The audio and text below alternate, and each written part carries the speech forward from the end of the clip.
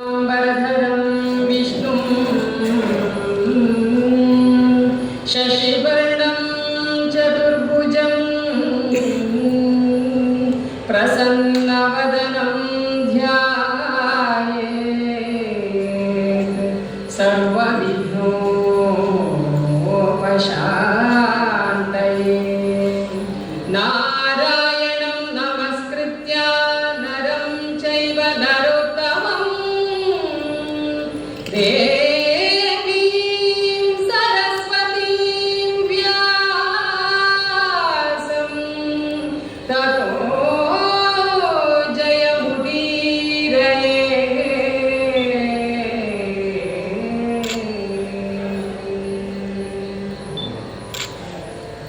श्रीवनितयरसने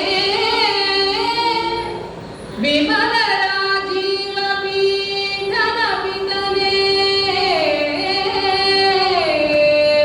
जगकटिपावनने सनकादिसज्जननिकरदातारा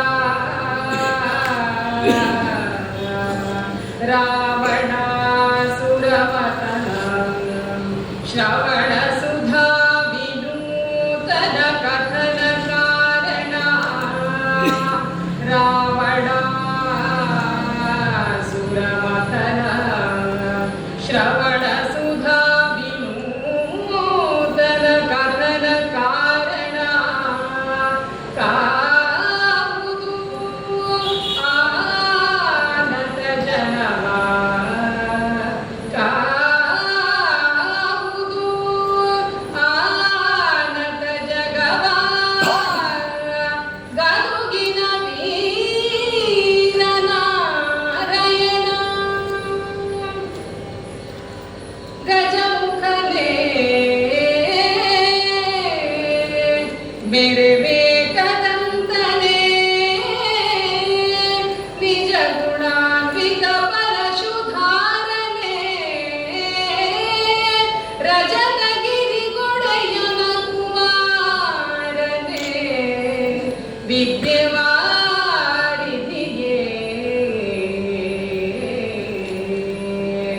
ಅಜನು ಹರಿ ರುದ್ರಾದಿಗಳು ಮೇರೆ ಭಜಿಸುತಿಹರನ ಭರತ ನಿನ್ನನು ತ್ರಿಜಗವಂದಿತ ಗಣಪ ಗಣಪ ಮಾಡುವುದು ಮತಿಗೆ ಮಂಗಳವ.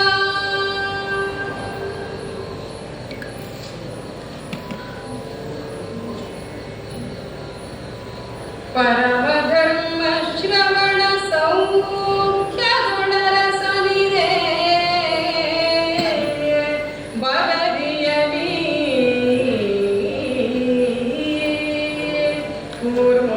ಕೂರ್ಮೋತ್ತರದ ದೆಸೆಲಿಡಿದು ಎಸಗಿದ ಅತಿಶಯ ಗಂಧ ಬಂಧುರದ ಭರಣಿ ಮನ್ಮಥ ಪೋತವಳಿ ಜನ ತರಣಿ ತರುಣ ಭ್ರಮರ ಸೇವಾ ಸರಣಿಗೆನೆ ಸುಳಿದು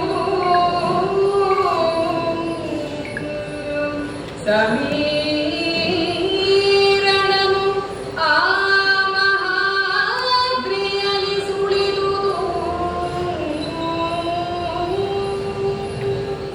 ಒಂದು ಕಡೆ ಕುಮಾರವ್ಯಾಸನ ಆ ಶಬ್ದದ ಒಂದು ಪ್ರೌಢಿಮೆ, ಧರ್ಮ ಶ್ರವಣ ಸೌಖ್ಯ, ಎಷ್ಟು ಚಂದ. ಧರ್ಮ ಶ್ರವಣವನ್ನು ಮಾಡುವುದೇ ಸೌಖ್ಯಕ್ಕೆ ಕಾರಣವಾಗ್ತದೆ. ಒಬ್ಬನಿಗೆ ಅಂತಾದರೆ ಅವ ಎಷ್ಟು ಒಳ್ಳೆಯವನಿರಬೇಕು. ಅವನೇ ಅರಸನಾದಂತಹ ಧರ್ಮರಾಯ. ನಿಜವಾಗಿ ಅವನಿಗೆ ಸುಖ ಇಲ್ಲ. ಅವ ರಾಜ್ಯ ಕಳ್ಕೊಂಡಿದ್ದಾನೆ, ಸಂಪತ್ತು ಕಳ್ಕೊಂಡಿದ್ದಾನೆ. ಕಾಡುಗಳಲ್ಲಿ ಸುತ್ತಾಡ್ತಾ ಇದ್ದಾರವರು. ಆ ಕಾಡಿನಲ್ಲಿದ್ದವರೇ ತೀರ್ಥಯಾತ್ರೆಗೆ ಅಂತ ಹೊರಟದ್ದು. ಅನೇಕ ಪ್ರದೇಶಗಳನ್ನು ಸುತ್ತಾಡ್ತಾ ಉತ್ತರದ ಎತ್ತರದಲ್ಲಿರುವಂತಹ ಬದರಿ ಎನ್ನುವ ಕ್ಷೇತ್ರಕ್ಕೆ ಬಂದಿದ್ದಾರೆ. ನರನಾರಾಯಣರು ತಪಸ್ಸು ಮಾಡಿದ ಆಶ್ರಮ ಅಲ್ಲಿದೆ, ಆ ಸ್ಥಳದಲ್ಲಿ. ಆ ನರನಾರಾಯಣಾಶ್ರಮದ ಬಳಿಯಲ್ಲಿ ಅವರು ವಾಸ ಮಾಡ್ತಾ ಇದ್ದಾರೆ. ಸದ್ಯವಷ್ಟೇ ಬಂದದ್ದು, 7-8 ದಿವಸ ಆಗಿದೆಯಷ್ಟೇ. ಹಾಗಾದರೆ ಅಂತಹವರಿಗೆ ಸೌಖ್ಯ ಎಲ್ಲಿ ಅಂತ ಕೇಳಿದರೆ, ಧರ್ಮರಾಯ ಸೌಖ್ಯವನ್ನು ಕಟ್ಟಿಕೊಂಡದ್ದು ಧರ್ಮಶ್ರವಣದಲ್ಲಿ. ಯಾರಿಗೆ ಯಾವುದರಲ್ಲಿ ಆಸಕ್ತಿಯೋ, ಯಾರಿಗೆ ಯಾವುದರಲ್ಲಿ ಅಭಿರುಚಿಯೋ ಅದರಲ್ಲಿ ಅವರಿಗೆ ಸೌಖ್ಯ ಉಂಟಾಗ್ತದೆ.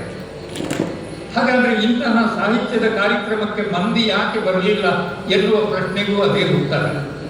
ಅವರಿಗೆ ಅದರಲ್ಲಿ ಸೌಖ್ಯ ಸಿಗುವುದಿಲ್ಲ, ಸುಖ ಕಾಣುವುದಿಲ್ಲ ಎನ್ನುವುದೇ. ಅಂದರೆ ಅವರ ಅಭಿರುಚಿ ಅನ್ಯತ್ರ ಇದೆ.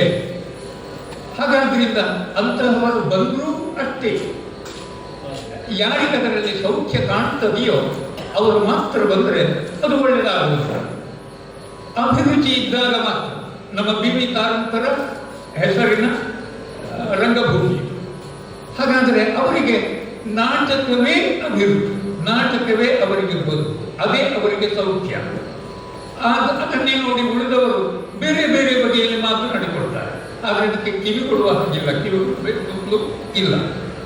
ಇಲ್ಲಿ ಧರ್ಮರಾಯನಿಗೆ ಧರ್ಮಶ್ರವಣ ಹಾಗೆ ಅಂತ ಉಳಿದವರಿಗೆ ಅದೇ ಎನ್ನುವ ಹಾಗಿಲ್ಲ. ಜೊತೆಗೆ ಭೀಮಸೇನ ಇದ್ದಾನೆ, ದ್ರೌಪದಿ ಇದ್ದಾಳೆ. ಆ ದ್ರೌಪದಿಯ ಆಸಕ್ತಿ ಬೇರೆ ದಿಕ್ಕಿನಲ್ಲಿ ಸಾಗುವುದನ್ನು ಕಾಣ್ತೇವೆ. ಅದೇ ಕ್ಷೇತ್ರದಲ್ಲಿ ಅವರಿದ್ದಾಗ ಒಂದು ದಿನ ಒಂದು ಅದ್ಭುತವಾದಂತಹ ಪರಿಮಳ ಗಾಳಿಯಲ್ಲಿ ತೇಲಿ ಬಂದದ್ದು. ಪೂರ್ವೋತ್ತರದ ದೆಸೆಯಿಂದ. ಈ ಸ್ಥಳ ಬದರಿಕಾಶ್ರಮ ಇರುವುದೇ ಉತ್ತರದ ತುದಿ, ಅಲ್ಲಿಗೆ ಪೂರ್ವೋತ್ತರದ ಭಾಗ ಅಂದರೆ ಆ ಮೇರು ಪರ್ವತದ ಆ ಭಾಗವಾಗಿರ್ತದೆ. ಅದನ್ನು ಈಶಾನ್ಯ ದಿಕ್ಕು ಅಂತ ನಾವು ಗುರುತಿಸ್ತೇವೆ. ಆ ಕಡೆಯಿಂದ ಬೀಸಿ ಬಂದದ್ದು ಮಧುರವಾದಂತಹ ಗಾಳಿ. ಆ ಗಾಳಿಗಷ್ಟು ಮಾಧುರ್ಯಕ್ಕೆ ಕಾರಣ ಏನು ಅಂತಂದ್ರೆ ಅದರಲ್ಲಿರು ತುಂಬಿಕೊಂಡಿರುವಂತಹ ಪರಿಮಳ. ಆ ಪರಿಮಳ ಅದು ಹೇಗೆ ಅಂತ ಹೇಳುವುದಕ್ಕೆ ಕವಿ ಬಳಸಿದಂತಹ ಶಬ್ದಗಳು: ಗಂಧ ಬಂಧುರದ ಭರಣಿ, ಮನಮಸ ಪೋತ, ವಣಿಜನ ತರಣಿ. ತರಣಿ ಅಂದ್ರೂ ಹಡಗು, ಹಡಗು ಅಂದ್ರೆ ಸ್ವಲ್ಪ ಸಣ್ಣದು ಗಾತ್ರದಲ್ಲಿ, ಪೋತ ಅಂದ್ರೆ ದೊಡ್ಡದಾದಂತಹ ಹಡಗು, ಭರಣಿ ಅದು ಇನ್ನೊಂದು ಗಾತ್ರದ್ದು. ಆದರೆ ಅದೆಲ್ಲದಲ್ಲಿಯೂ ತುಂಬಿಕೊಂಡಿರುವಂತಹದ್ದು ಅಪೂರ್ವವಾದಂತಹ ಪರಿಮಳ. ಆ ಪರಿಮಳವನ್ನು ಹೊತ್ತ ಗಾಳಿ ಆ ಪ್ರದೇಶದಲ್ಲಿ ಸುಳಿದಾಡುವುದಕ್ಕೆ ತೊಡಗಿದಾಗ ಅಲ್ಲಿದ್ದವರಿಗೆ ಅದರ ಅನುಭವ ಆಗದೇ ಇರ್ತದೆಯೇ. ಆದರೆ ಧರ್ಮಜ ಆ ಕುರಿತು ಯೋಚನೆ ಮಾಡುವವನೇ ಅಲ್ಲ, ಅವನಿಗೆ ಅದಾವುದೂ ಬೇಡ. ಅವನಿಗೆ ಧರ್ಮ ಶ್ರವಣ ಆಗ್ತಾ ಇದ್ರೆ ಸಾಕು. ಅದನ್ನು ಹೇಳುವುದಕ್ಕೆ ಲೋಮಶ ಮಹರ್ಷಿಗಳು ಜೊತೆಗೇ ಇದ್ದಾರೆ. ಹಾಗಾದ್ರಿಂದ ಆ ಪರಿಮಳಕ್ಕೆ ಮನಸೋತವಳು ದ್ರೌಪದಿ. ಹೇಳ್ತಾಳೆ ಭೀಮಸೇನಲ್ಲಿ: ಹಿರಿದು ಸೊಗಸಾಯ್ತೆನಗೆ ಅಪೂರ್ವದ ಪರಿಮಳದ ಕೇಳಿಯಲಿ. ಹಿರಿದು ಸೊಗಸಾಯ್ತು ನೀನ ಸರಸಿಜವ ತಂದಿತ್ತು ತನ್ನ ಮನೋರಥ ವ್ಯಥೆಯ ಪರಿಹರಿಪುದು.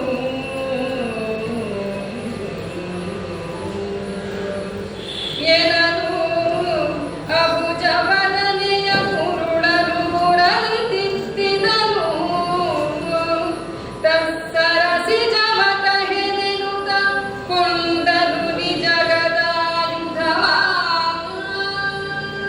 ಆತ್ಮೀಯವಾದಂತಹ ಸಂಭಾಷಣೆ ಗಂಡ ಹೆಂಡಿರ ಮಧ್ಯೆ ಎಂತಹ ಮಾರ್ಗವೇ ಉಂಟು, ಎಷ್ಟು ಸುಂದರ.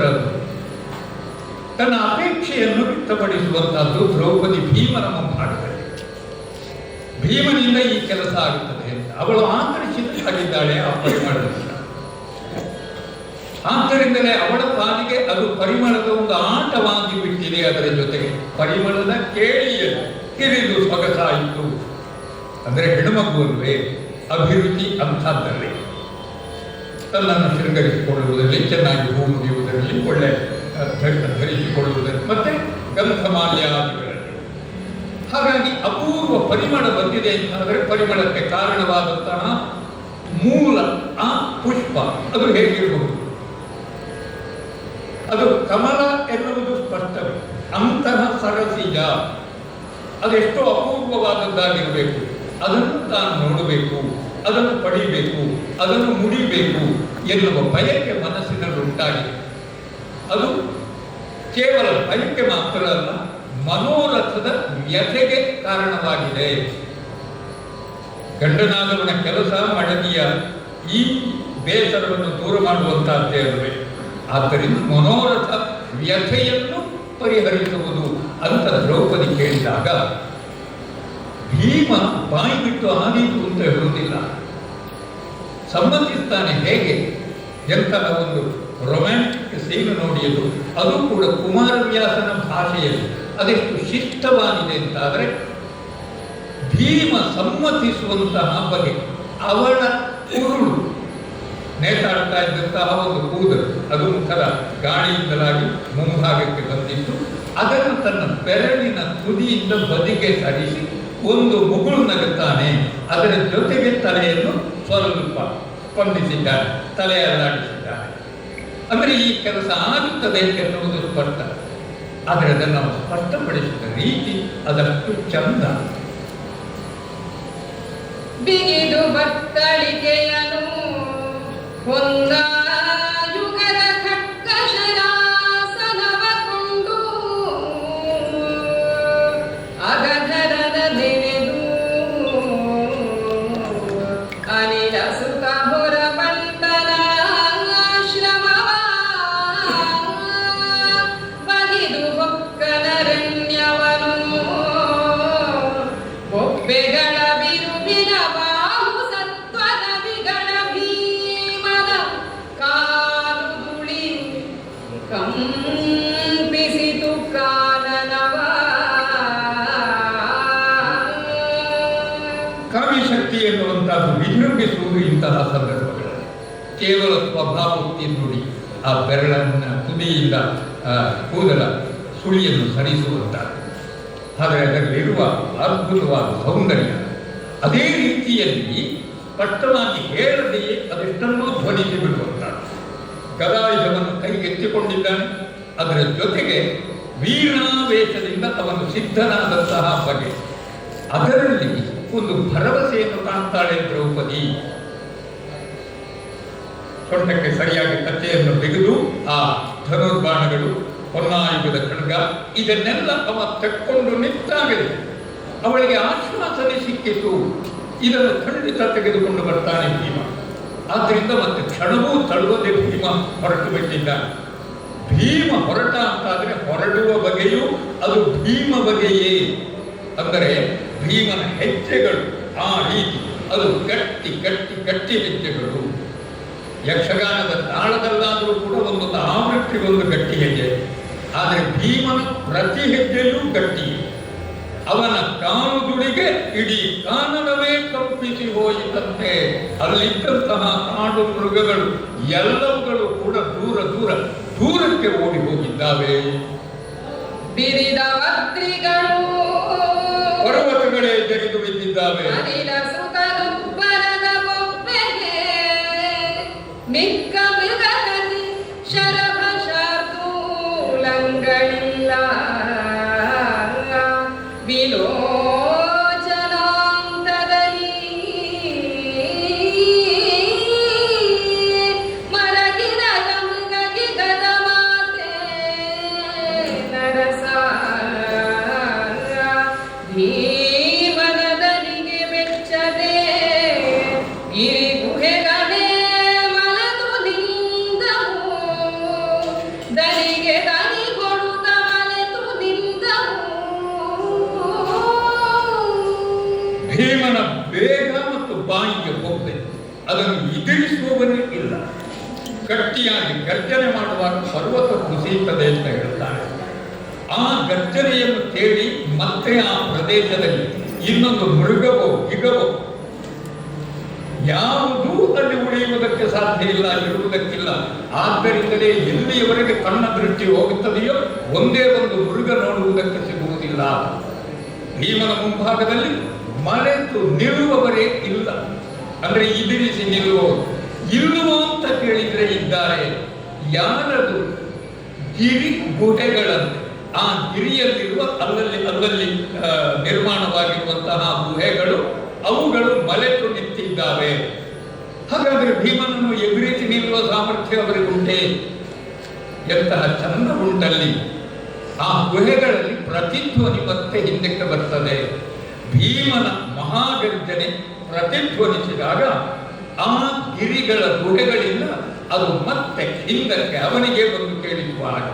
ಅಂದರೆ ಭೀಮನ ಭೀಮಗರ್ಜನೆಗೆ ಮಲೆತು ನಿಂತದ್ದು ಆ ಗುಹೆಗಳು ಮಾತ್ರ. ಅಂದ್ರೆ ನಿಜವಾಗಿ ಮರೆತು ನಿಂತಿದ್ದಾವೆಯೇ? ಇಲ್ಲ, ಅದು ಪ್ರಕೃತಿಯ ಸಹಜ ಪ್ರಕ್ರಿಯೆ.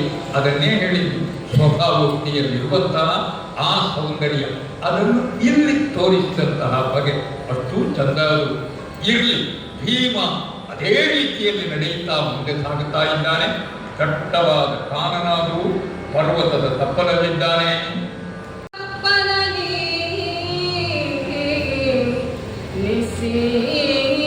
ಕದಳಿ ಷಂಡದಲ್ಲಿ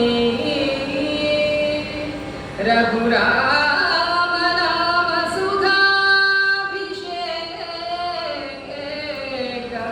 ಸಮಗ್ರ ಸೌಖ್ಯದಲ್ಲಿ ಭೀಮ ವಿಕ್ರಮನಿದ್ದನು ಈ ಸಿಂಹಧ್ವನಿಗೆ ನಿದ್ರಾತಾಮಸದ ಕಲಿಮದ ಬಡಗೆ ಕಂದಿರೆದದ ಹನುಮ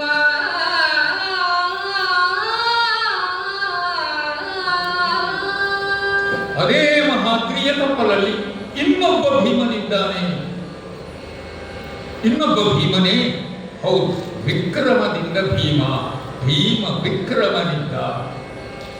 ಹಾಗಾದ್ರೆ ಇನ್ನೊಬ್ಬ ಭೀಮನಂತೆಯೇ ವಿಕ್ರಮ ಅಲ್ಲ, ಭೀಮ ಪರಾಕ್ರಮಿ. ಯಾರು? ತ್ರೇತಾಯುಗದ ಹನುಮಂತ.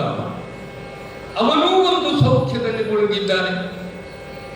ಧರ್ಮರಾಯನಿಗೆ ಧರ್ಮಶ್ರವಣವೇ ಸೌಖ್ಯಕ್ಕೆ ಕಾರಣವಾದರೆ ಇವನಿಗೆ ರಾಮನಾಮದ ಸುಧಾಭಿಷೇಕ, ಅದರಲ್ಲಿ ನಿತ್ಯ ಸ್ನಾನ ಮಾಡ್ತಾ ಇದ್ದಾನವ.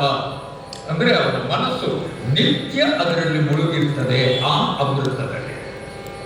ರಾಮನಾಮವನ್ನೇ ಜಪಿಸ್ತಾ ಇರುವುದರಲ್ಲಿ ಲೋಕವನ್ನು ಮರೆತು ಬಿಡ್ತಾನವ. ಎಲ್ಲಿಯವರೆಗೆ ಲೋಕವನ್ನು ಮರೆತು ಬಿಡ್ತಾನೆ ಅಂತಾದರೆ ನೋಡುವವರ ಕಣ್ಣಿಗೆ ಇವ ನಿದ್ದೆ ಮಾಡ್ತಾ ಇದ್ದಾನೋ ಅಂತ ಕಾಣ್ತದೆ. ಆ ರೀತಿಯಲ್ಲಿ ಒಂದು ಅರೆಗಣ್ಣು ಹಾಗೆ ಮುಚ್ಚಿದವನಾಗಿ ಆ ಪರ್ವತ ತಪ್ಪಲಲ್ಲಿ ಅಲ್ಲೊಂದು ಕದಳಿ ವನ, ಅಲ್ಲಿ ಕುಳಿತಿದ್ದಾನವ. ಅಲ್ಲೊಂದು ಮರಕ್ಕೆ ಹಾಗೆ ಬೆನ್ನನ್ನು ಆನಿಸಿಕೊಂಡು ಕುಳಿತಿದ್ದಾನೆ ಆ ಹನುಮಂತ. ಏನಿದು ಎತ್ತಣರ ಭಸವು ಈ ಗಿರಿ ಸಾನುವಿದು ಆನುಷ ವಿಹಾರ ಸ್ಥಾನವು ಇವನ ಮಹಾದೇವ ಪ್ರಚಂಡನಲ ಈ ದಿನದಂದಿನ ಅಗ್ಗದ ವಾನರದ ಗರ್ಜನೆಗೆ ಗುರುವಾಯಿತು. ಏನನೆಂದೆನು ಎನ್ನುತ್ತ ಮೆಲ್ಲನೆ ಬಿಡುತ್ತಿದನು ಹನುಮ.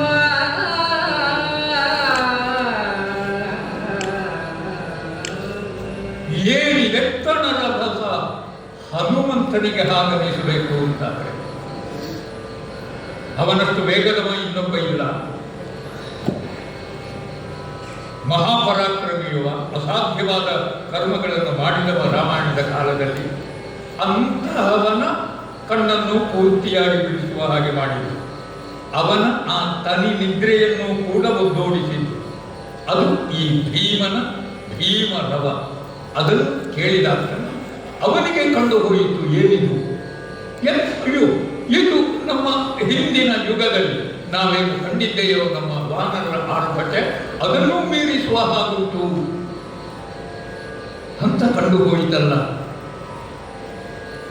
ಅವನನ್ನೂ ಜಾಗೃತಗೊಳಿಸಬೇಕು ಅಂತಾದರೆ ಹಾಗಾದರೆ ಈ ಭೀಮನ ಸಾಹಸ, ಪರಾಕ್ರಮ ಅದೆಷ್ಟಿರಬಹುದು ಎನ್ನುವುದನ್ನು ಈ ಪದ್ಯದಲ್ಲಿ ಸ್ಪಷ್ಟಪಡಿಸಿದ್ದಾರೆ. ಅವನಿಗೆ ಕುತೂಹಲವಾಗಿದೆ. ಇಂತಹವನು ಸಾಮಾನ್ಯ ಮಾನವನಾಗಿರಲಿಕ್ಕೆ ಸಾಧ್ಯ ಇಲ್ಲ. ಆದ್ದರಿಂದ ಇವ ಯಾರು ಮೇಲಿನ ಲೋಕದವನಿಗೆ ದೈವಿ ಪುರುಷನ ಏನು ನೋಡಬೇಕು ಅಂತ ಅನ್ನಿಸಿತು. ಅದಕ್ಕೋಸ್ಕರವೇ ಅವ ಬರುವುದನ್ನೇ ಕಾಯುತ್ತಾ ಜಾಗೃತನಾಗಿ ಹತ್ತಿರವ ಬಂದಾಗ ಹೇಳ್ತಾನೆ ಹನುಮಂತ, ನಾವು ಮರ್ತ್ಯರು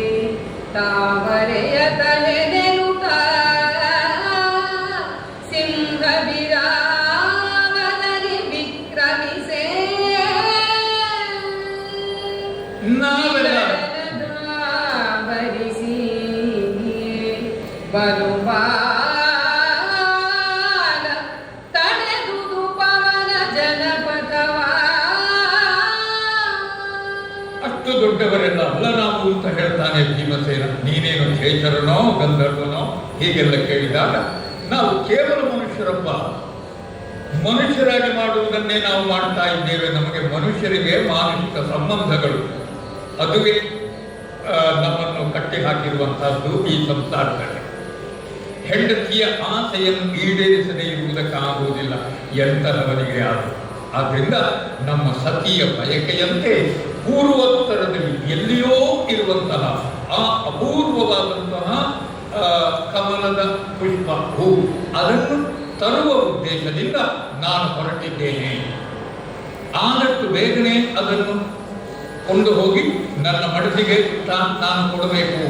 ಅವಳ ಮನಸ್ಸಿನ ಬೇಸರವನ್ನು ಹೋಗಲಾಡಿಸಬೇಕು.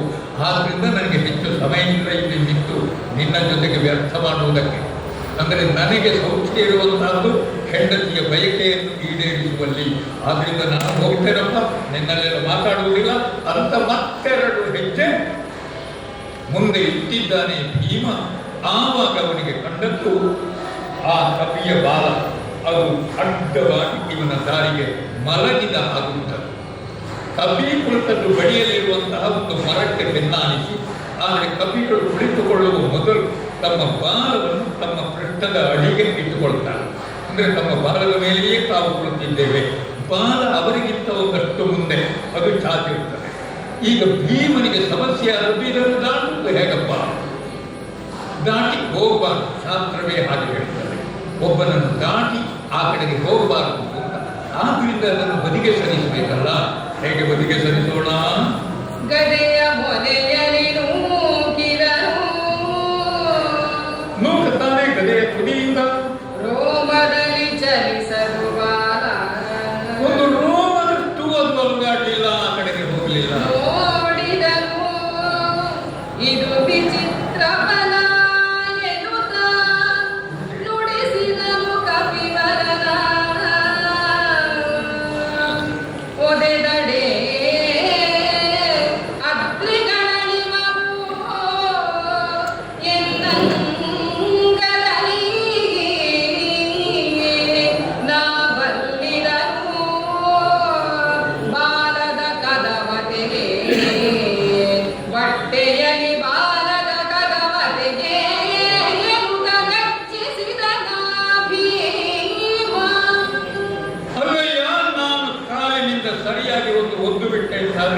ಇಡೀ ಪರ್ವತ ಪುಡಿ ಪುಡಿ ಮಣ್ಣಿನ ರಾಶಿಯಾಗಿರುತ್ತದೆ.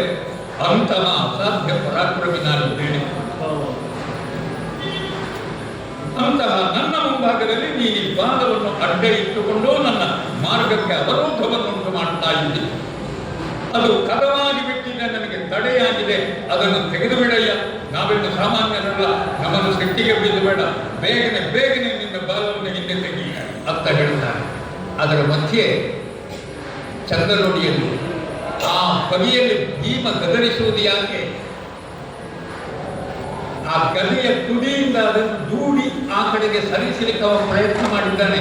ಆದ್ರಿಂದ ಆಗಲಿಲ್ಲ ಅಂತ ತಾನು ಒಪ್ಪಿಕೊಳ್ಳುವುದಕ್ಕೆ ಭೀಮ ಸಿದ್ಧನಿಲ್ಲ. ಸಾಮಾನ್ಯವಾಗಿ ಬಲವಂತರೆಲ್ಲ ಇದ್ದಾರಲ್ಲ, ನೇರ ತೋಳು ಮಡಿಚಲಿಕ್ಕೆ ಹೋಗ್ತಾರೆ. ಏನಂತೆ ಅಂತ ಕೇಳುತ್ತಾರೆ.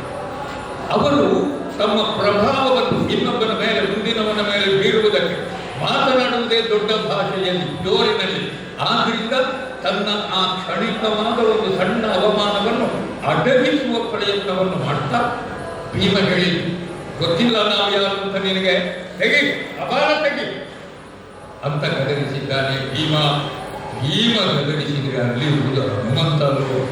ಅವ ಅದನ್ನು ಸಗುಣವಾಗಿಯೇ ತಗೊಂಡ ಹೇಳ್ತಾನೆ ಕುಶಾಲಿಗೆ, ನೀವು ಬಲ್ಲಿರಲು ಇದಕ್ಕೆ ಸಂಶಯವಾವುದು, ಅಲ್ಲ ನೋಡಿ ಮದದ್ವಿಪವು ಈ ವಿಹರ ಕುಲವು, ಈ ಮೃಗವ್ರಜವು ಅಂಜುವವೆ ನಿಮಗೆ.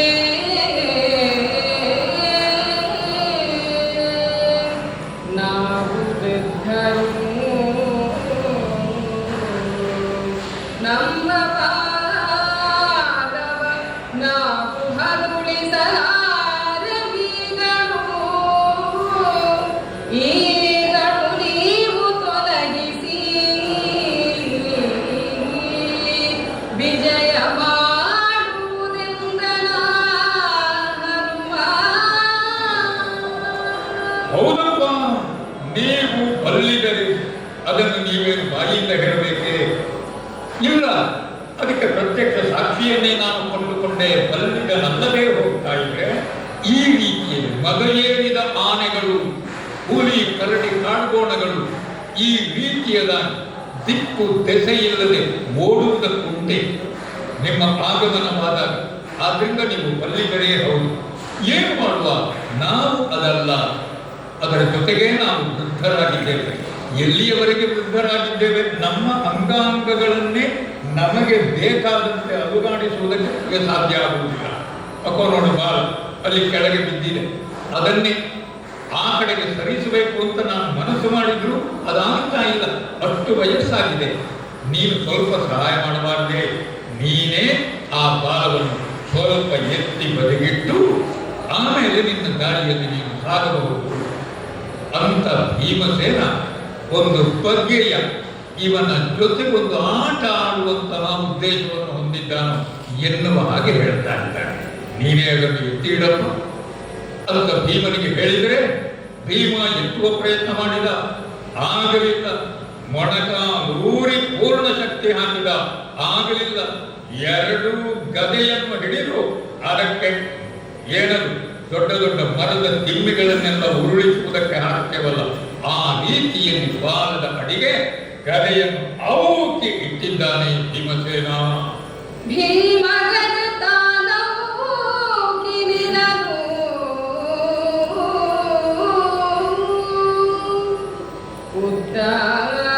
ಬಾಲದ ನಿದ್ರೆ ತಿಳಿಯನು, ರೋಮದಲ್ಲಿ ಮಸೆಗಾಡಿಸಿದವು ಎನ್ನಂಗ ಮಟ್ಟದಲ್ಲಿ, ರೋಮದಲ್ಲಿ ಮಸೆಗಾಡಿಸಿದವು ಈ ಮನುಷ್ಯ ಶರೀರ ಅಪಜಯ ಧಾಮವಲ್ಲ. ಶಿವ ಶಿವ ಶಿವ ಶಿವ ಶಿವ ಶಿವ ನಿಸ್ಸೀಮ ಕಪಿ ನೀನು, ನೀರಾರು ಎನ್ನುತ್ತ ಪವನ ಜಬೆಸಗೊಂಡ.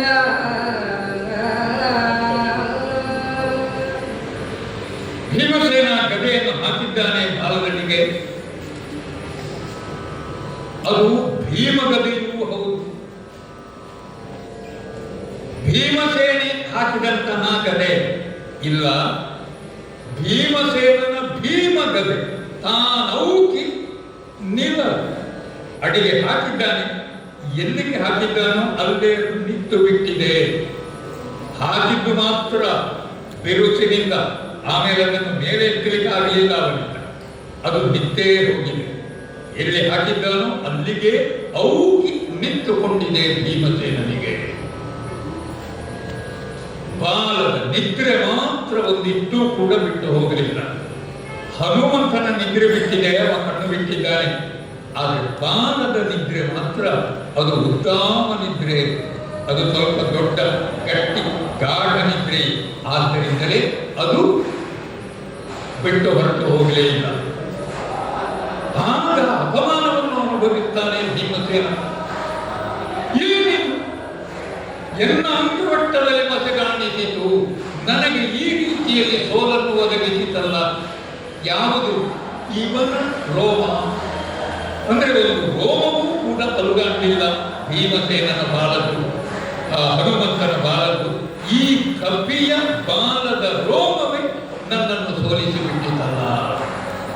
ಅಯ್ಯೋ, ಈ ಮನುಷ್ಯ ಜನ್ಮ ಎನ್ನುವುದೇ ಹೆಜ್ಜೆ ಹೆಜ್ಜೆಗೂ ಹೀಗೆ ಸೋಲನ್ನು ಅನುಭವಿಸುವುದಕ್ಕೆ ಇರುವುದೋ? ಮನುಷ್ಯನಿಗೊಂದು ಕಷ್ಟವಂತು ಅಂತಾದ ಈ ಕಷ್ಟಗಳೆಲ್ಲ ತನಗೇ ಯಾಕೆ ಬರ್ತದೆ ಅಂತ ಹೇಳಿಸುವಂತಾಗಬೇಕು. ಆದರೆ ಹಿಂದೆ ಕಷ್ಟಗಳು ಬಂದಿವೆ ಅಂತಲೇ ಅಲ್ಲ. ಆದರೆ ಭೀಮಸೇನ ಮಾತ್ರ ಯಥಾರ್ಥವನ್ನೇ ಹೇಳ್ತಾ ಇದ್ದಾನೆ. ಅವನಿಗೆ ಹುಟ್ಟಿದಂತಿನಿಂದ ಕಷ್ಟಗಳೇ ಬಂದರು. ಅದೆಷ್ಟು ಸಲ ಆ ಕೌರವನ ಜೊತೆಗೆ ಸಿಕ್ಕಿಬಿದ್ದು ಅವನ ಸಂಕಟ ಅನುಭವಿಸಬೇಕಾಗಿದೆ. ಈಗ ವನವಾಸದ ಸುಖದಲ್ಲಿದ್ದಾನೆ. ಅದರ ಜೊತೆಗೆ ಇನ್ನೊಂದು ಅವಮಾನ. ಈಗ ಈ ಮನುಷ್ಯ ಜನ್ಮವೇ ಅಯ್ಯೋ ಹೀಗಾಗಿ ಹೋಯಿತಲ್ಲ. ಈ ಕವಿಯ ಮುಂಭಾಗದಲ್ಲಿ ತಲೆ ತಗ್ಗಿಸುವ ಹಾಗಾಯಿತೆ. ಹಾಗಾದ್ರೆ ಹೀಗೆ ನನಗೆ ಸೋಲನ್ನು ಒದಗಿಸಬೇಕು ಅಂತಾದರೆ ಈ ಕವಿ ಸಾಮಾನ್ಯನಾಗಿರಲಿಕ್ಕಿಲ್ಲ ಅಂತ ಕಂಡು ಹೋಗುತ್ತದೆ. ಹಾಗಾಗಿ ಕೇಳ್ತಾನೆ, ನಿಜವಾಗಿ ನೀನು ಯಾರು? ಬರೀ ಕವಿಯಾದ್ರೆ ನನಗೆ ಈ ಸ್ಥಿತಿ ಬರುವುದಕ್ಕಿರಲಿಲ್ಲ. ಯಾರು ನೀನು ಹೇಳು ಅಂತ ಕೇಳ್ತಾನೆ ಪವನಜ.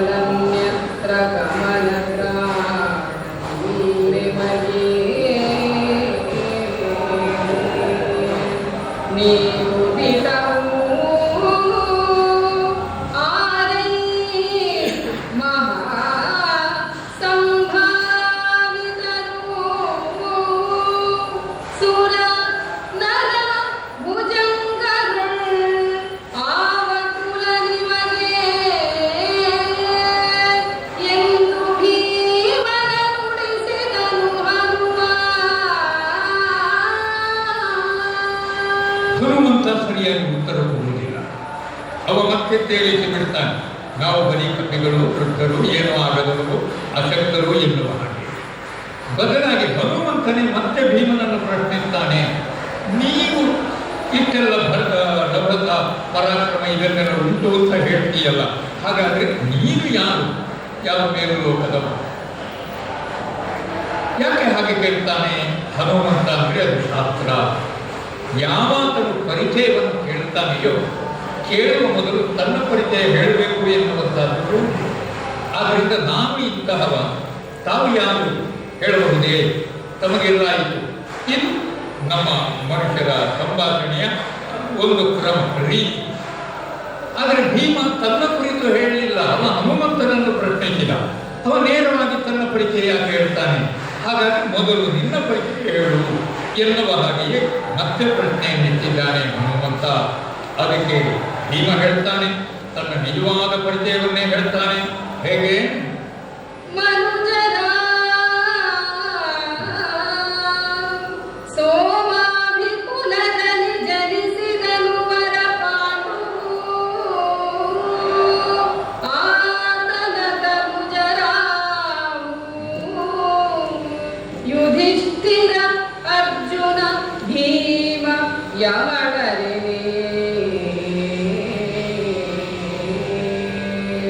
ವನಕ್ಕೆ ಬಂದ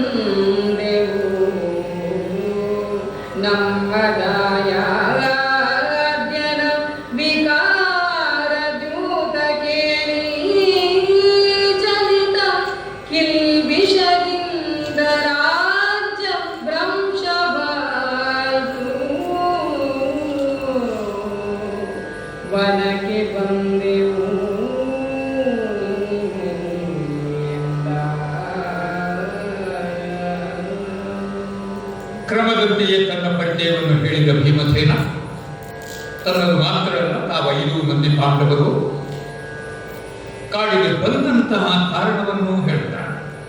ದ್ಯೂತ ಕೇಳಿ ವಿಕಾರ ಜನಿತ ಕೆಲ್ವಿಯ. ದ್ಯೂತ ಎನ್ನುವುದೇ ಅದು ದುಷ್ಟವಾದದ್ದೇ, ವಿಕಾರವೇ ಅದು. ಆದರೆ ಏನು ಮಾಡೋಣ, ಕೆಲವೊಮ್ಮೆ ಅದಕ್ಕೆ ನಾವು ಒಳಗಾಗುತ್ತೇವೆ ಮನುಷ್ಯರಾಗಿ. ಆದ್ದರಿಂದ ನಾವು ಮರ್ತ್ಯರು ಮಾತ್ರ, ದೈವಿ ಪುರುಷರಲ್ಲ. ಆದ್ದರಿಂದಲೇ ಆ ಪಾಪಕ್ಕೆ ಒಳಗಾಗಿದ್ದೇವೆ. ಆ ಪಾಪವನ್ನು ಅನುಭವಿಸುವುದಕ್ಕೆ ನಮಗೆ ರಾಜ್ಯ ಭ್ರಷ್ಟತೆ ಉಂಟಾಗಿ ನಾವು ವನವಾಸವನ್ನು ಮಾಡಬೇಕಾದಂತಹ ಸ್ಥಿತಿ ಬಂದೊದಗಿದೆ. ಕ್ರಮದಂತೆ ಪರಿಚಯವನ್ನು ಮಾಡಿಕೊಟ್ಟಾಗ ಇನ್ನು ಹನುಮಂತ ಅವನಿಗೆ ವಿಶೇಷವಾದ ಪ್ರೀತಿ ಉಂಟಾಗುತ್ತದೆ ಭೀಮನ ಮೇಲೆ. ಯಾಕೆ? ಇವರಾದರೂ ಹೊರಗಿನವರಲ್ಲವಲ್ಲ. ಆದ್ರಿಂದ ಹನುಮಂತನು ತನ್ನ ಪರಿಚಯವನ್ನು ಚಂದಕ್ಕೆ ಹೇಳಿದ. ಹೇಗೆ? ನಾವು ಹಿಂದಣ ಯುಗದ ರಾಘವ ದೇವ ಓಲೆಯಕಾರರು,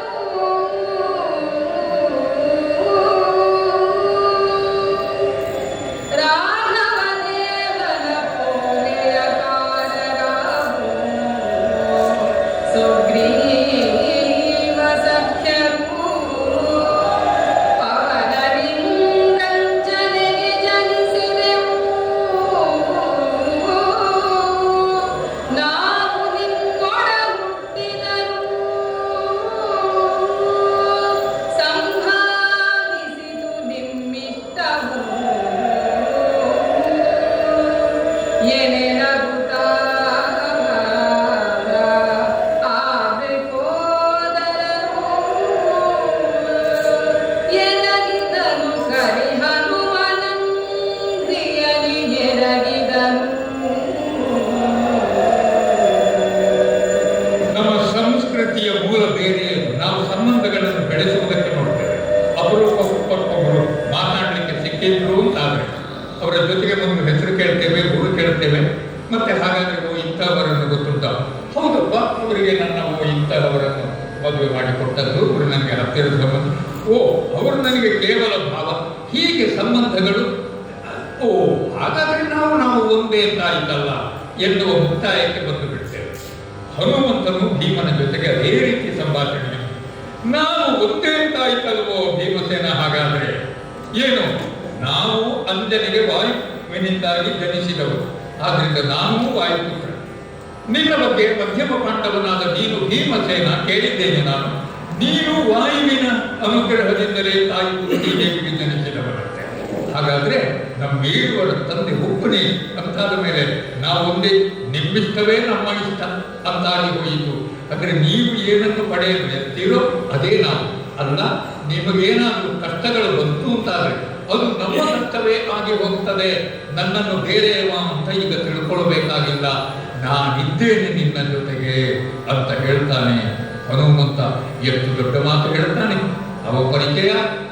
ನಾವು ತ್ರೇತಾಯುಗದ ರಾಘವ ದೇವನ ಓಲಯಕಾರರು ಅಂತ ಹೇಳಿದರೆ ಭೀಮನಿಗೆ ಮತ್ತೆ ತಾನು ಹನುಮಂತ, ಅವನ ಸಾಹಸ ಇನ್ಯಾವುದನ್ನು ಹೇಳಬೇಕಾಗಿಲ್ಲ. ಅಂತಹ ಮಹಾನ್ ವ್ಯಕ್ತಿ, ಇಂದಿನ ಯುಗದ ಮಹಾಬಲಶಾಲಿ ಭೀಮಸೇನನ ಜೊತೆಗೆ ನಾನಿದ್ದೇನೆ ಅಂತ ಹೇಳಿದರೆ ಭೀಮ ಅದನ್ನು ತನ್ನ ಪರಮ ಭಾಗ್ಯ ಅಂತ ತಿಳ್ಕೊಳ್ತಾನೆ. ಹೇಗದು? ಜರುಗಿನರಿ ಜಾಂಬೂನರದ ಸಂಭರಣೆ ಕಾರಂಗೆ ಎಡೆಯಲಿತ್ತುದು ಪರಮನಿಧಿ ಮಜಪೂತು ಪುಣ್ಯೋದಯದ ಫಲವೆನುತ ಸರಸಿ ಎತ್ತನು ಗಂಧವೆತ್ತರು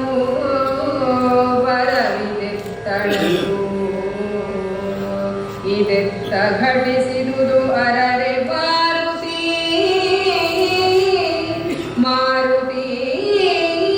ತಂದೆ ನೀನು ಎಂದೆನುತವನ್ನಿಸಿದ.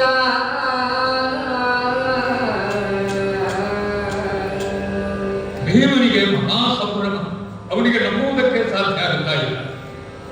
ನಾನು ಯಾವ ಕೆಲಸಕ್ಕೋಸ್ಕರ ಹೊರಟವ, ನನ್ನ ಉದ್ದೇಶ ಏನು, ಆದ್ರೆ ಯಾರತ್ತೆ ಅಪೂರ್ವವಾದಂತಹ ಒಂದು ಹೂವನ್ನು ಹುಡುಕುತ್ತಾ ನಾನು ಹೊರಟವ. ಆದರೆ ಸಿಕ್ಕಿದ್ದು ಅದಕ್ಕಿಂತ ಶ್ರೇಷ್ಠವಾದ ಇನ್ನೊಂದು ಹೂವು. ಯಾವುದೋ ಕೊಳದಲ್ಲಿ ಅರಳಿರಬಹುದಾದಂತಹ ಕಮಲ ಪುಷ್ಪವನ್ನು ಬಯಸಿ ನಾನು ಹೋಗ್ತಾ ಇದ್ದೇನೆ. ಇದು ತ್ರೇತಾಯುಗದಲ್ಲಿ ಅರಳಿದ ಮಹಾ ಸೌರಭವನ್ನು ಬೀರಬಹುದಾದ ಮಹಾಪುಷ್ಪ. ಅದಕ್ಕೊಂದು ಒಳ್ಳೆಯ ಉದಾಹರಣೆ ಉಪಮೆಯನ್ನು ಕೊಟ್ಟದ್ದು ಕವಿ ಕುಮಾರವ್ಯಾಸ. ಅದು ಸಾಮಾನ್ಯವಾಗಿ ನಾವು ಬದುಕಿನಲ್ಲಿ ಕಾಣುವಂತಹದ್ದು. ಅನೇಕ ಸಂದರ್ಭಗಳಲ್ಲಿ ನಾವು ಕಂಡಿರುತ್ತೇವೆ. ಈ ಶನಿವಾರ ಕಟ್ಟೆಯ ಮುಂಭಾಗದಲ್ಲಿ ಕೆಲವು ಸಂದರ್ಭದಲ್ಲಿ ಆ ಮುಂದುಗಡೆಯ ಮಣ್ಣನ್ನು ಗುಡಿಸಿ ಅದನ್ನೆಲ್ಲ ರಾಶಿ ಮಾಡ್ತಾ ಇರ್ತಾರೆ. ಆ ಮಣ್ಣನ್ನೇ ಯಾಕಪ್ಪ ಅವರು ಗುಡಿಸಿ ಅಗಿದು ತೆಗೆದುಕೊಂಡು ಹೋಗ್ತಾರೆ ಅಂತ ಕೇಳಿದ್ರೆ, ಈ ಬಂಗಾರ ಚಿನ್ನಕ್ಕೆ ಅರ ಹಾಕುವಾಗ ಗಾಳಿಯಲ್ಲಿ ಅದರ ಕೆಲವು ತುಣುಕುಗಳು ಹಾರಿ ಹೋಗಿರ್ತವೆ. ಆ ಮಣ್ಣಿಗೆ ಸೇರಿರ್ತವೆ. ಆ ಮಣ್ಣನ್ನು ಮತ್ತೆ ನೀರಿನಲ್ಲಿ ತೊಳೆದು ಆ ಮಣ್ಣನ್ನೆಲ್ಲ ಹೋಗುವ ಹಾಗೆ ಮಾಡಿದಾಗ ಅದರಲ್ಲಿ ಸಣ್ಣ ಸಣ್ಣ ಕಣಗಳು ಹೊಡೆಯುವುದು ಕಾಣುತ್ತದೆ. ಆದ್ರೆ ಎಷ್ಟಿರಬಹುದಪ್ಪ ಅದರಲ್ಲಿ? ಇಡೀ ದಿನ ಒಂದು ಹೆಡಗೆ ಮಣ್ಣನ್ನು ಇಡೀ ಜಾಲಾಡಿದರೆ ಎಲ್ಲಿ ಒಂದು ಎಳ್ಳಿನಷ್ಟು ಬಂಗಾರ ಸಿಗುತ್ತದೋ ಇಲ್ವಂತೆ. ನಾನು ಅಂತಹ ಬಂಗಾರವನ್ನು ಹುಡುಕುವುದಕ್ಕೆ ಹೊರಟವ. ಯಾವುದನ್ನು? ಜರುಗಿನಲ್ಲಿ ಆ ಮಣ್ಣ ರಾಶಿಯಲ್ಲಿ ಚೆಲ್ಲಿರಬಹುದಾದ ಬಂಗಾರದ ಕಣಗಳನ್ನು ಹುಡುಕುವುದಕ್ಕೆ ಹೊರಟ ನನಗೆ ಸಿಕ್ಕಿದ್ದು ಪರಮನಿಧಿ. ಅಂದ್ರೆ ಒಬ್ಬರಿಗೆಯೇ ಸಿಕ್ಕಿದ ಹಾಗಾಯಿತು. ನೀನೇ ಸಿಕ್ಕಿದ್ದಾದ ಮೇಲೆ ಇನ್ನು ಯಾವ ಸೌಗಂಧಿಕ ಯಾಕೆ ಬೇಕು? ಪರಮ ಸೌಗಂಧಿಕ ನೀನೇ. ಈ ಸೌಗಂಧಿಕ ಸಂಧಿಯಲ್ಲಿ ಪಾಂಡವರಿಗೆ ಸಿಕ್ಕಿದಂತಹ ಅಪೂರ್ವ ಪುಷ್ಪ ತ್ರೇತಾಯುಗ, ಅದು ಹನುಮಂತ. ಅದರ ಪ್ರಭಾವದಿಂದ ಇವರಿಗೆ ವಿಶೇಷವಾದ ಬಲ ಬರ್ತದೆ. ಅಪೂರ್ವವಾದಂತಹ ಸುಗಂಧವನ್ನು ಆಘ್ರಾಣಿಸುವುದರಿಂದಲೂ ಕೂಡ ಮೈ ಮನಗಳು ಪುಳಕಗೊಳ್ಳುವ ಹಾಗೆ ಈ ಭೀಮಸೇನ, ಈ ಮಾರುತಿ, ಹನುಮಂತ ಪಾಂಡವರಿಗೆ ಸಿಕ್ಕಿದ ಅಂತಾದರೆ ಅದು ಅವರಿಗೆ ಉನ್ನತಿಯನ್ನು ಕೊಡುತ್ತದೆ. ಅಂಥದ್ದಕ್ಕೆ ಕಾರಣವಾಯಿತು ಈ ಅಕಸ್ಮಾತ್ತಾಗಿ ನಮ್ಮೊಳಗೆ ಆದಂತಹ ಭೇಟಿ. ಎಲ್ಲಿಯ ಸರಸಿಜ, ಎಲ್ಲಿ ನಾವು ಇದ್ದದ್ದು ಆ ಬದರಿಕಾಶ್ರಮ ಬರುವುದಕ್ಕೆ ಕಾರಣವಾದದ್ದು ತಂದೆ ಮಾರುತಿ. ಇದು ಯೋಗಾಯೋಗ. ಅದನ್ನು ನಮ್ಮ ತಂದೆಯೇ ತಂದದ್ದು. ಹೇ ಮಾರುತಿ, ಅವನೇನುವೆ ಗಾಳಿಯಲ್ಲಿ ಪರಿಮಳವನ್ನು ಹೊತ್ತು ಬದರಿಕಾಶ್ರಮದವರೆಗೆ ಹೋದದ್ದು. ಹಾಗಾದ್ರೆ ಆ ಮಾರುತನೇ ಬಯಸಿದ ತನ್ನ ಈರ್ವರು ಮಕ್ಕಳು ಜೊತೆಯಾಗಬೇಕು ಎನ್ನುವ ಹಾಗೆ, ಅವರಿಂದ ನಂತರ ಒಳ್ಳೆಯದಾಗಬೇಕು. ಹಾಗಾಗಿ ಪರಮನಿಧಿಯನ್ನು ನಾನು ಪಡೆದೆ. ಓ ನನ್ನ ತಂದೆ, ನೀನು ನನಗೆ ತಂದೆ ತಂದೆ ಅಂತ ಅವನ ಕಾಲಿಗೆ ಎರಡುತ್ತಾನೆ. ಭೀಮಸೇನ ಹಿರಿಯರೆನಗಿಬ್ಬರು ಯುಧಿಷ್ಠಿರ ಧರಣಿಪತಿ ನೀನೊಬ್ಬರು, ಅಯ್ಯಂದಿರಿಬ್ಬರುಗಳು ಮಾರುತನು ನೀನೊಬ್ಬರು. ಇಂದೆನಗೆ ಗುರುಗಳಿಬ್ಬರು ಬಾದರಾಯಣ ಪರಮರ್ಷಿ ನೀನೊಬ್ಬನು.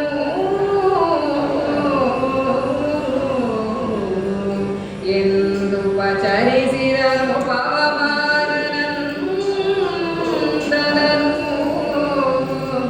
ಅಂಜನಾಸುತನನು ಪಚರಿಸಿದನು.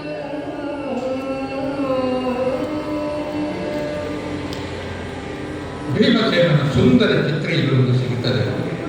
ಅನೇಕ ಸಂದರ್ಭಗಳಲ್ಲಿ ಅವು ಏನು ತುಂಬ ಬಿರುಸು, ನೇರ ನುಡಿ, ದಡ ಹೆಜ್ಜೆ ಹಾಕ್ತಾನೆ. ಎನ್ನ ನುಡಿ ದಾಠ ಭೀಮಸೇನನ ಸ್ವಭಾವ.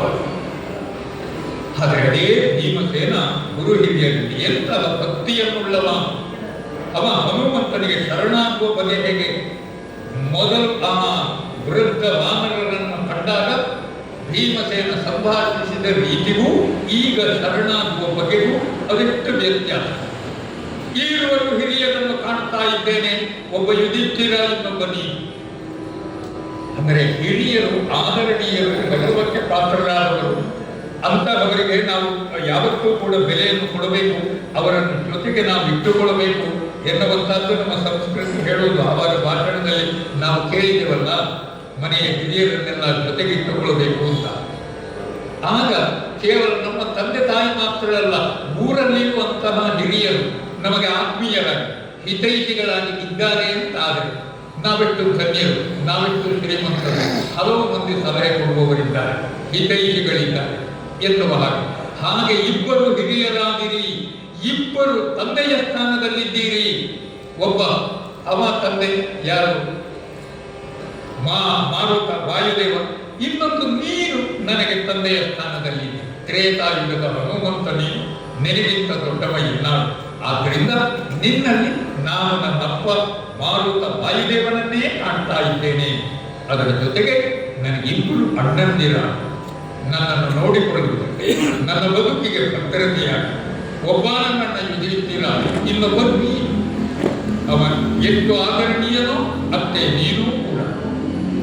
ಹೀಗೆ ಬಂಧುಗಳ ಸಂಖ್ಯೆ ಹೆಚ್ಚಾದಾಗ ನಮಗೆ ಬೇಕಾದವು ವೃದ್ಧಿಯಾಗುವಂತಾದ ನಾವು ಅಷ್ಟೇ ಬೆಳೆಯುತ್ತಾ ಹೋಗುತ್ತೇವೆ. ಆ ಬೆಳೆಯುತ್ತಾ ಹೋದೆ ಮುಂತಾದಾಗ ಅವರ ಮುಂಭಾಗದಲ್ಲಿ ಬಾಗುವುದು. ಆದ್ದರಿಂದ ಆ ಭೀಮಸೇನನ ಭೀಮಗಾತ್ರವೂ ಕೂಡ ತ್ರೇತಾಯುಗದ ಹನುಮಂತನ ಮುಂಭಾಗದಲ್ಲಿ ಬಾಗುತ್ತದೆ. ಅವನು ಹೇಳ್ತಾನೆ, ಹನುಮಂತ ನೀನು ನನಗೆ ಅಣ್ಣ ಅಲ್ಲ ತಂದೆ, ನೀನು ನನಗೆ ಬೇಕು ನನಗೆ ಬೇಕು ಅಂತ ಹೇಳುವಾಗ ಹೆದರಬೇಡ, ಅಂಜಲಿರು ಅಂತ ಹೇಳ್ತಾನೆ. ಅಂಜುವೆನು ಬಿನ್ನಹತೆ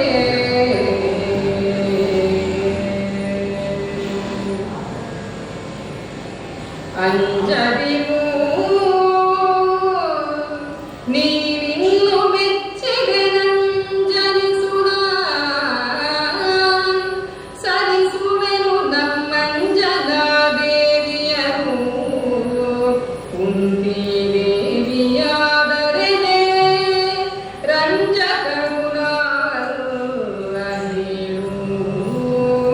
ಸಮಂಜಸದಲ್ಲಿ ಹೇಳಿದೆ ಭೀಮನಗುದ ಧನಂಜಯನ ಟೆಕ್ಕೆಯಗೆ ವಿಜಯಂಗಯ್ಯ ಬೇಕೆಂದ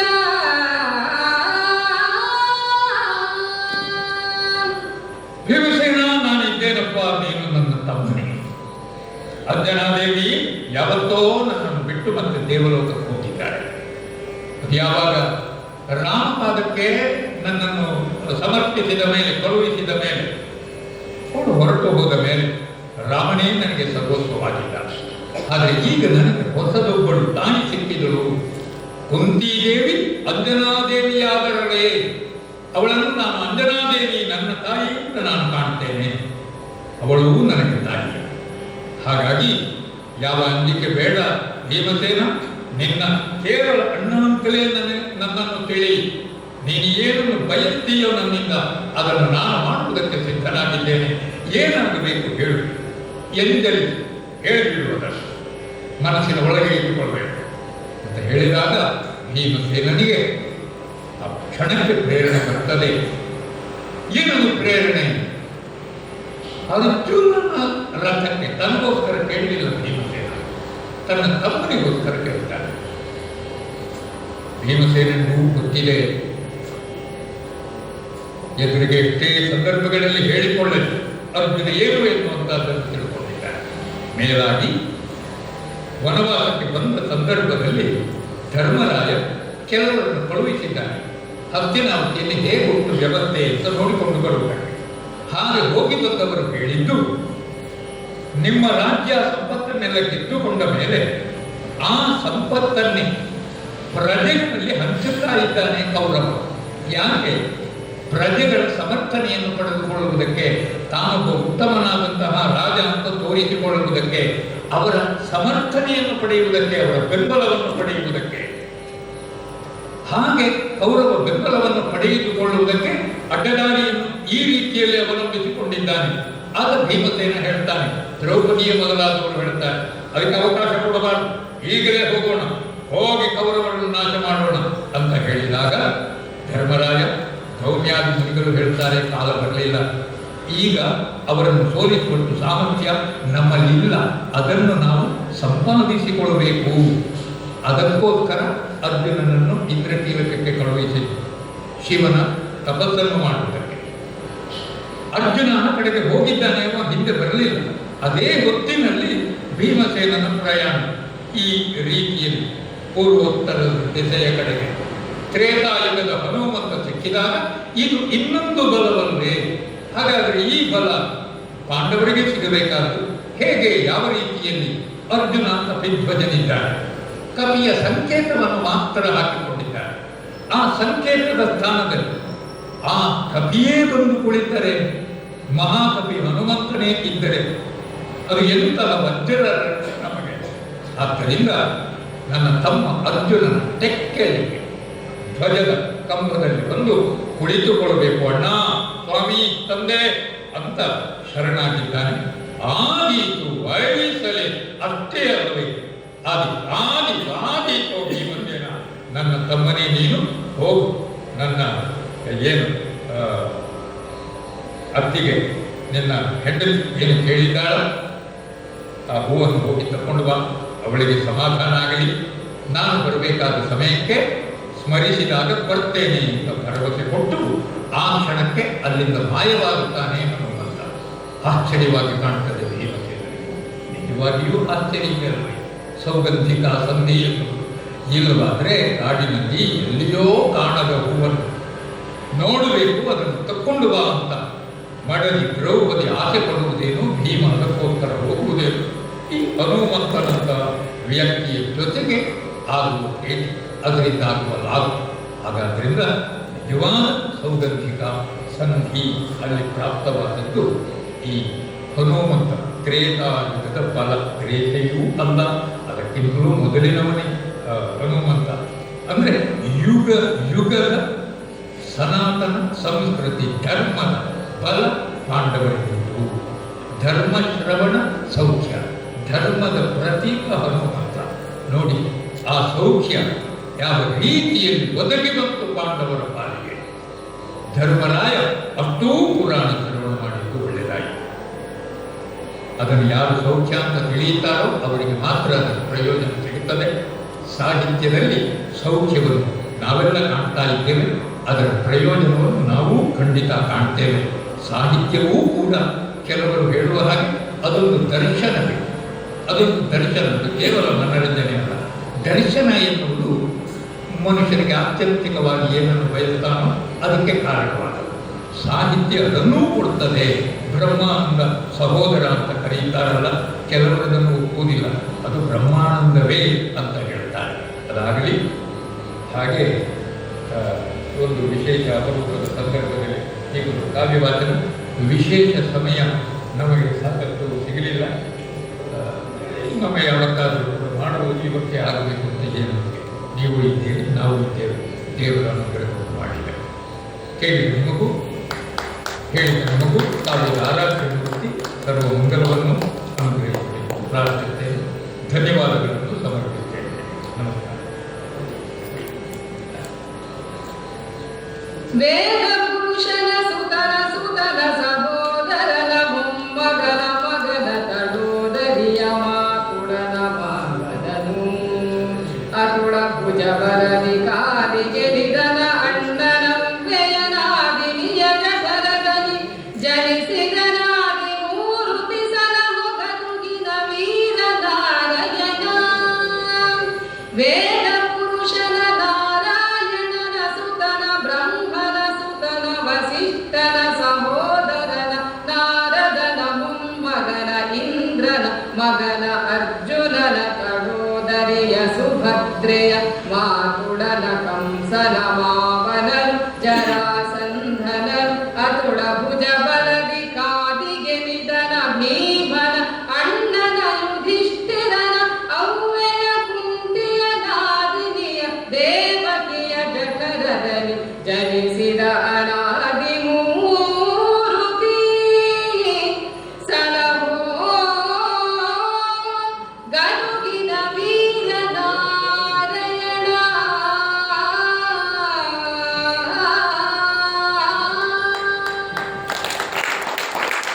ಸರ್ವೇ ಜನಾಃ ಸುಖಿನೋ ಭವಂತು ಸಮಸ್ತ ಸನ್ಮ